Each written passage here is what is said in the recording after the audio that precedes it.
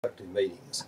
Most people today in the workplace spend so much time in meetings, hours after hours after hours. And many times we hear, oh, there's another meeting. What are we going to do now? We don't want to go. It's going to take the rest of our day.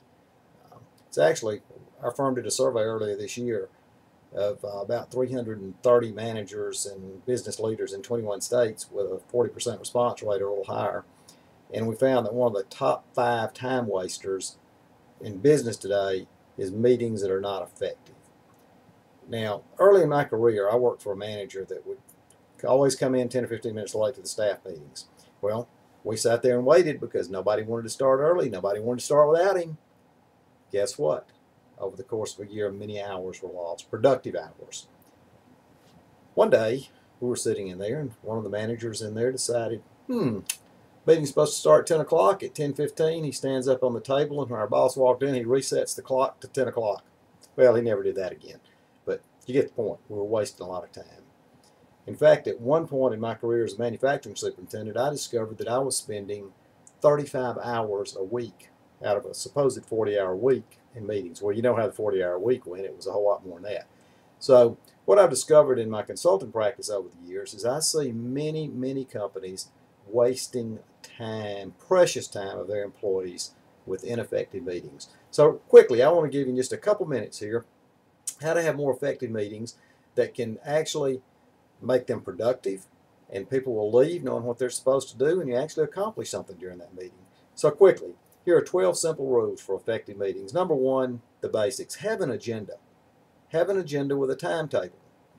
If you don't have an agenda, the meeting will wander all over the place. You've been there, you know what I'm talking about, and it's true, it will wander. We all know that. So have an agenda, and then involve only the necessary people. How many times do we invite more people than necessary for a meeting? And we waste their time. So involve only the necessary people. Number three, start on time. Start on time. We reinforce, we've all heard this before, it's trite, but it's so true. We reinforce those people who come late by waiting on them to start. Start the meeting on time. And number four, come prepared. If you're leading the meeting, be prepared to lead the meeting. If you're to participate or bring information, bring the information. Be prepared. Number five, stay on track. I know here in the South we sometimes say let the rabbits run a little bit, and sometimes we have to let the rabbits run a little bit, and people bring certain things to the table they want to get off their chest that day, so we let them do it. But at some point we have to bring it back on track. Otherwise we'll lose our time contract with our attendees. Number six, encourage input from participants. You know, sometimes the person who says the least in a meeting can sway the outcome the most by getting them involved and bringing them out with some idea that is really good and really relevant to what we're trying to accomplish that day. So try to involve everybody in the meeting. Number seven, don't bore folks to death with too many slides, and fancy or otherwise. I've been in meetings and presentations where it's, as the old saying goes, death by PowerPoint. Well, you don't want to bore them to death with too many slides. If you're going to show a presentation, show only those things that are relevant and keep the information on the slides to a minimum. The eighth tip is to have appropriate handouts or other information. How many times have you sat in a meeting and someone's been talking about some in-depth subject and you just can't get there from here, and you wish you had a handout that was just 1 or 2 pages that was relevant and simple. You took it away with you. Hey, have the appropriate handouts. Number 9, know when to end debate and define action items. There are some things that we can talk about ad nauseum, and some things are just conditions of a business, and as I like to say, you ain't gonna change those. I know that's not correct grammar, okay, we understand that, but so know when to end debate. If you're facilitating a meeting or leading a meeting, sometimes it's just necessary to say, okay folks, we've reached the end here, let's go ahead and decide what we're going to do and move on. Then number 10, end on time. If a meeting's supposed to end at 11 a.m., end at 11 a.m., not 11:15 or 11:30. Okay, 10:58 is okay. It's always better to end early than too late. Give them back a few minutes. It kind of reinforces them to come back to the next meeting because it's been productive. It started on time and ended on time.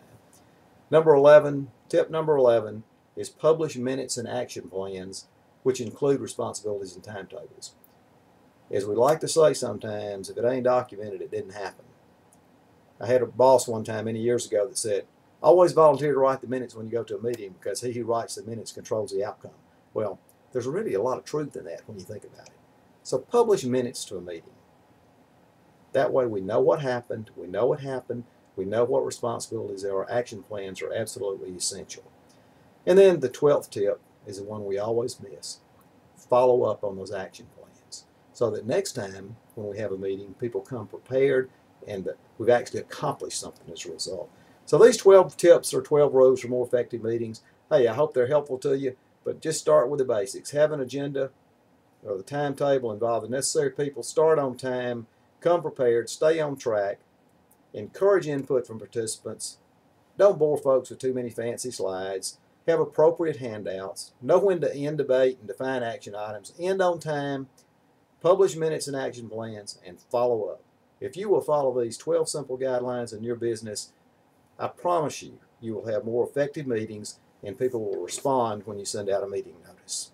They'll respond positively, as a matter of fact. So, 12 tips for more effective meetings. Thank you, and remember, the best is yet to come. God bless you, and God bless America.